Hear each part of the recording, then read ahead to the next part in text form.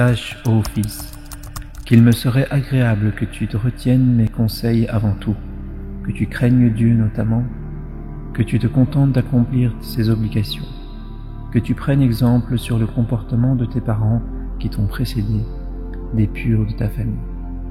Ils ont toujours réfléchi comme tu réfléchis, pensé comme tu penses, ce qui les a amenés à agir selon ce qu'ils pensent être bon, à ne pas se charger de ce qui ne leur a pas été confié. Si tu n'acceptes pas d'agir sans avoir acquis le même degré de connaissance, que cela se fasse à bon escient, non en retenant ce qui est équivoque et qui alimente la discorde. Déteste pour ta personne ce que tu détestes chez les autres. Accepte des gens ce que tu voudrais qu'ils acceptent de toi. Ne parle pas de ce que tu ne sais pas ou que tu ne sais que partiellement, et ne dis pas ce que tu n'aimerais pas que l'on te dise. Ordonne bien et tu seras parmi les hommes du bien. Combat l'injustice par la parole et par les actes. Évite par ton action les injustices et mène au service de Dieu un combat réel. Qu'aucune critique ne t'arrête lorsqu'il s'agit des ordres de Dieu. Affronte les difficultés, s'il le faut, pour servir la vérité.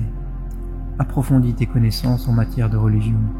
Accoutume ton âme à l'endurance devant l'adversité, car l'une des plus belles qualités est la perspicacité au service de la vérité. Sache que tu es créé pour l'autre monde, non pour celui-ci, pour la disparition, non pour l'éternité. Tu es un passager qui n'est pas à demeure, mais en voyage pour l'autre monde. Tu es la proie de la mort, devant laquelle toute fuite est inutile. Elle finit toujours par se saisir du fugitif. Fais en sorte que tu ne sois pas surpris par la mort, alors que tu es en état de péché dont tu te promettais de te repentir. Elle se mettra en travers entre toi et la pénitence, et tu t'attireras alors le châtiment. Je te recommande de craindre humblement Dieu, de te conformer à ses ordres, de l'invoquer constamment, de t'attacher pleinement à lui.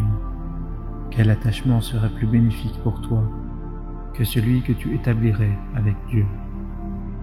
Vivifie ton âme par la morale, étouffe tes désirs par la tempérance, fortifie ta foi par la certitude, embellis ton être par la sagesse, humilie-le par le souvenir de la mort, rends-le certain de sa mort, éclaire-le sur les malheurs de ce monde, mets-le en garde contre le retournement du sort et les vicissitudes du temps.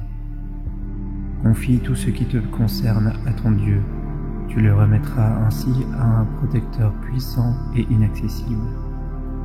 Ne mets tes espoirs qu'en Dieu, car il est le seul à pouvoir donner et retirer. Réfléchis profondément aux diverses décisions avant d'agir. Comprends bien mes recommandations et ne les néglige pas. Les meilleures paroles sont celles qui servent. Sache qu'il n'y a rien à attendre des connaissances inutiles et qu'on ne tire aucun bien d'un savoir qui ne vaut pas la peine d'être acquis.